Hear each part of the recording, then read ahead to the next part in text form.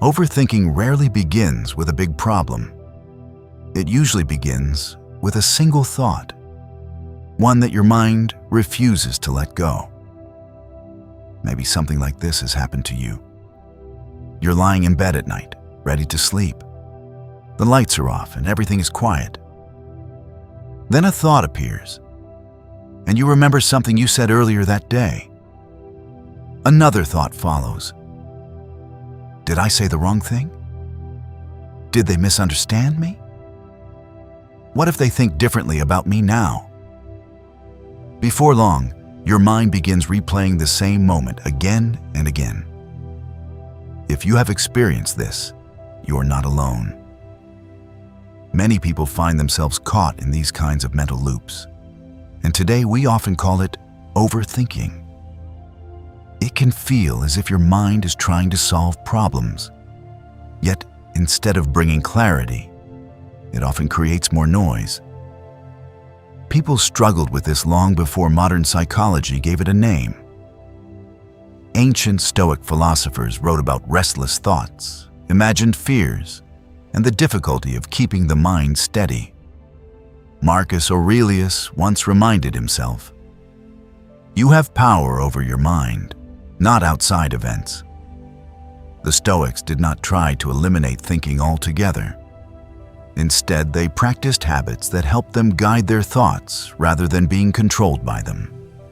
In this video, we will examine 7 Stoic habits that can help reduce overthinking and restore a sense of calm and control. These habits are simple, but like most ideas in Stoicism, their value appears through consistent practice. We begin with the first habit. Habit 1. Separate what you control from what you don't. One of the most common reasons people overthink is uncertainty. The mind begins analyzing every possible outcome. What if this happens? What if things go wrong? What if someone reacts badly? The Stoic philosopher Epictetus described a simple principle. Some things are within our control, and some things are not. Your actions are within your control. Your effort is within your control. But other people's opinions, reactions, and many outcomes are not. When you clearly separate these categories, the mind has less to carry. The next time you notice yourself overthinking, pause and ask a direct question. Is this something I can control right now? If the answer is no, allow the thought to pass. If the answer is yes, focus on the next small action available to you. This distinction removes a large amount of unnecessary mental noise. Habit 2. Observe your thoughts instead of fighting them. Many people try to stop overthinking by forcing their thoughts away. Yet the more a thought is resisted, the stronger it often becomes. The Stoics practiced something different. They observed their thoughts instead of reacting to them immediately. Imagine standing beside a road and watching cars pass by. Each car represents a thought. You do not need to chase every car. You simply notice it and allow it to continue moving. When you begin to observe thoughts this way, a shift occurs. You start to recognize that not every thought deserves your attention. Some thoughts are simply mental noise.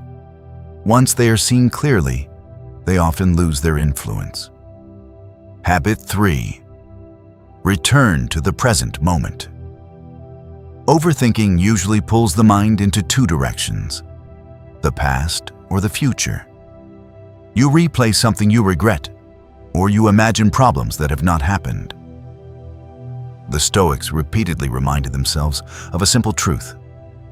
The present moment is the only place where action exists. Marcus Aurelius often wrote about focusing on the task directly in front of him. Not yesterday, not tomorrow, only now. When your thoughts begin to spiral, bring your attention back to something immediate. Your breathing, the sounds around you, or the task currently in front of you. Even a small return to the present moment interrupts long chains of overthinking. Habit 4. Accept that some uncertainty is part of life. Many people overthink because they want certainty. They want to know exactly how situations will unfold. Life rarely offers that kind of clarity. The Stoics understood this and practiced accepting uncertainty as a natural part of human experience. This does not mean giving up. It simply means recognizing that not everything can be predicted or controlled. When this reality is accepted, the mind no longer needs to analyze every possible scenario. A practical way to approach uncertainty is simple. Handle events when they arrive.